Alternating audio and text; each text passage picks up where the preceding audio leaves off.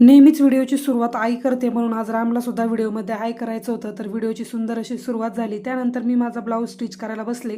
आज मला शिवायचा होता इटालियन सिल्कचा ब्लाऊज आणि कस्टमरने म्हटलेलं की जो मी मापाला ब्लाऊज देते त्यानुसारच ब्लाऊज माझा झाला पाहिजे.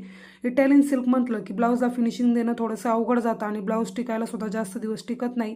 त्यामुळे कस्टमरला न विचारताच मी इथे ब्लाऊजला अस्तर लावण्यासाठी घेतला आणि अस्तर लावल्यामुळे मला शिवायला सुद्धा सोपं गेलं आणि फिनिशिंगसुद्धा छान दिसत होती. कस्टमरचा जो ब्लाऊज होता तो होता कटोरी आणि मेजरमेंट जे होतं ते होतं 36 आणि जो त्यांनी मापाला ब्लाऊज दिला होता त्याला होती हातशिलाईची पट्टी म्हणून मी सुद्धा तीच बसवली. आता हातशिलाई करायचं म्हटलं की माझ्या डोक्यात चालू होतं की सर्व प्रकारच्या मशीन आल्या, मग हातशिलाईची मशीन का आली नाही. हातशिलाई करायला खूप जास्त वेळ जातो आणि कंटाळासुद्धा येतो. जसं आपण हुक बसवायला कंटाळा करतो तसंच हातशिलाई केली आणि त्यानंतर ब्लाऊजला प्रेस केलं. प्रेस केल्यानंतर ब्लाऊजची फिनिशिंग खूप जास्त सुंदर दिसत होती आणि असं वाटतसुद्धा नव्हतं की हा इटालियन सिल्कचा ब्लाऊज आहे. तर चला भेटूयात नवीन ब्लाऊजसोबत नवीन अनुभव घेऊन.